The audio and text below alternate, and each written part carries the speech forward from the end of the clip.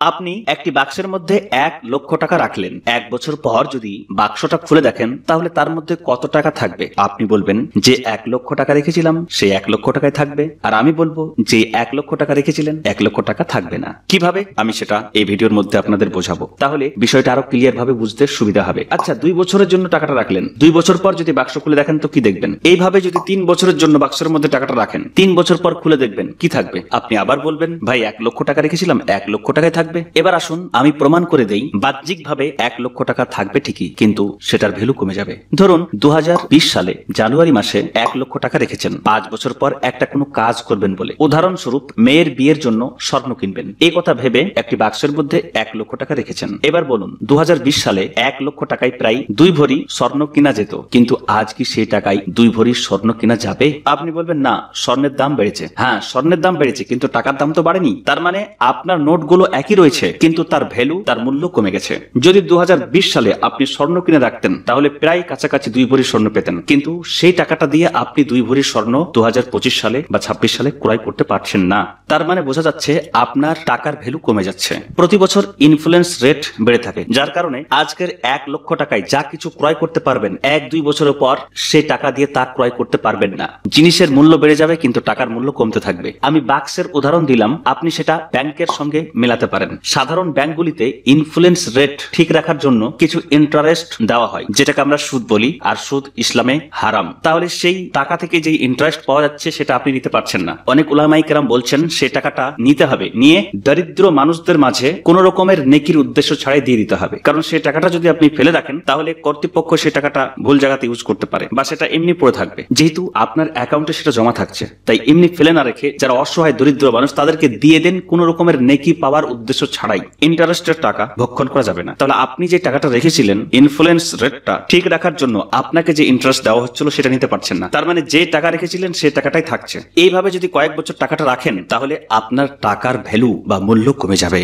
আর ইসলামী ব্যাংকের ক্ষেত্রে কিছু নিয়মাবলী রয়েছে, সেই ব্যাপারে আমি একটি ভিডিওতে আলাদা আলোচনা করেছি, সেটা দেখতে পারেন, ডিসক্রিপশনে লিংক দিয়ে দেবো, তাহলে আপনি একটা পথ খুঁজে পেতে পারেন। প্রিয় দর্শক মণ্ডলী, অল্প অল্প করে প্রতি মাসে ভবিষ্যতের কোনো বড় কাজের জন্য ব্যাংকে টাকা সঞ্চয় করে রাখা বোকামি হবে। ব্যাংকে শুধুমাত্র নিজের কাজের জন্য ইমার্জেন্সি কিছু টাকা রাখতে পারেন। ভবিষ্যতের জন্য যদি অর্থ সঞ্চয় করেন তাহলে তা ব্যাংকে রেখে লাভ হবে না, বরং সঠিক জায়গায় বিনিয়োগ করলে ভালো লাভ পাওয়া যাবে। আপনি যদি বর্তমানে ভালো একটা কাজ করেন, ভালো কিছু উপার্জন করেন, বা একটা ব্যবসায় হয়তো করছেন, আর ভবিষ্যতের জন্য কিছু সঞ্চয় করতে চাইছেন, তাহলে সে টাকা ব্যাংকে সঞ্চয় না করে আপনি 6টি জায়গায় বিনিয়োগ করে রাখতে পারেন।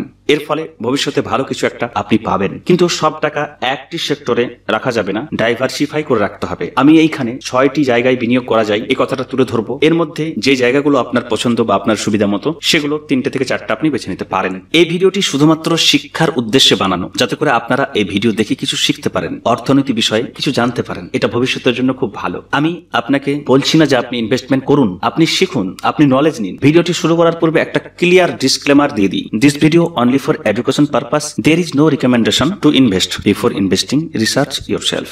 তাহলে যেই 6টা জায়গায় বিনিয়োগ করে রাখা যেতে পারে ভবিষ্যতের জন্য, তার মধ্যে 1 নম্বর স্বর্ণ, গোল্ড, বা আমরা সোনাও বলে থাকি। স্বর্ণ কখনো মূল্য হারায় না, বরং সময়ের সাথে সাথে বাড়তে থাকে। কোন সময় একটু কমে গেলেও আবার কিছুদিন পর সেটা বেড়ে যায়। মুদ্রাস্ফীতির সময় এটি সবচেয়ে নিরাপদ সম্পদ।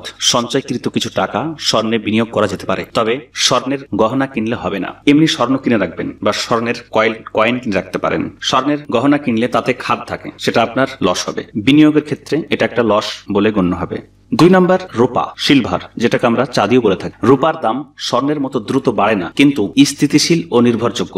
ইন্ডাস্ট্রিতে ব্যবহার দিন দিন বাড়ছে, বিশেষ করে ইভি সেক্টর, সোলার সেক্টরে এর চাহিদা অনেক বেশি। এই কারণে বড় বড় এক্সপার্টগণ বলছেন দীর্ঘমেয়াদী বিনিয়োগের ক্ষেত্রে রূপা বা চাঁদি ভালো অপশন হতে পারে। এছাড়া স্বর্ণ বা রূপা এর মূল্যের পার্থক্য পূর্বের তুলনায় অনেক ডিফারেন্স হয়ে গেছে।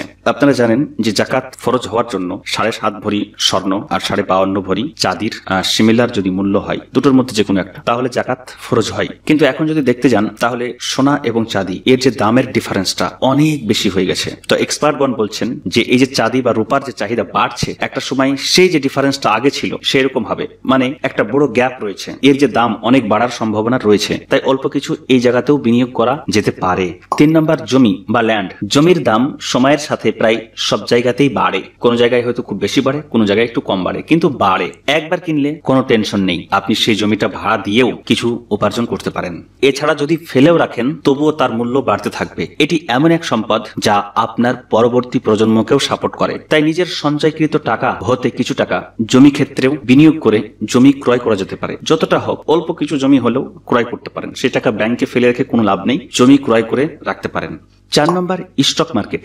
আপনার কাছে যে টাকা সঞ্চয় করা রয়েছে সে টাকা দিয়ে বিশাল একটা বড় বিজনেস করা সম্ভব নয়, কিন্তু যারা বর্তমানে বড় বড় ব্যবসার সঙ্গে যুক্ত, দেশের প্রসিদ্ধ যে ব্যবসায়ীরা রয়েছে তাদের যে ব্যবসা স্টক মার্কেটে লিস্ট আছে, আপনি তাদের শেয়ার ক্রয় করতে পারেন। অল্প কিছু টাকাতেও আপনি একটা ভালো ব্যবসার অংশীদার হয়ে যাবেন। এই ক্ষেত্রে দেশের প্রসিদ্ধ কোম্পানিগুলো, যেগুলো বসে যাওয়ার, পালিয়ে যাওয়ার কোনো সুযোগ থাকবে না, এমন কোম্পানিগুলো আপনাকে বেছে নিতে হবে। এবং যে কোম্পানি হালাল ব্যবসা করে সেই কোম্পানিগুলো বেছে নিয়ে আপনি সেইখানেও কিছু টাকা ইনভেস্টমেন্ট বা বিনিয়োগ করে রাখতে পারেন। তবে বিনিয়োগ করার ক্ষেত্রে আপনাকে ভালোভাবে যাচাই করতে হবে, কোম্পানি বুঝতে হবে, কি ব্যবসা করে সেটা জানতে হবে। এ সম্পর্কে ইউটিউবে অনেক ভিডিও পেয়ে যাবেন। স্টক মার্কেট সম্পর্কে আপনি নলেজ নিতে পারেন, শিখতে পারেন, শেখার পরে আপনি ডিসিশন নিতে পারেন। 5 নম্বর, রিয়েল এস্টেট। আপনি যে জমিতে ইনভেস্ট করে রেখেছেন, আপনার জমি যদি ভালো লোকেশনে হয় তাহলে সেইখানে আপনি দোকান তৈরি করতে পারেন, বাসা বাড়ি তৈরি করতে পারেন এবং তা ভাড়া দিতে পারেন। সেখান থেকে একটা মাসিক উপার্জনের জায়গা তৈরি হয়ে যাবে। পাশাপাশি আপনার যে জায়গার দাম সেটাও বাড়তে থাকবে।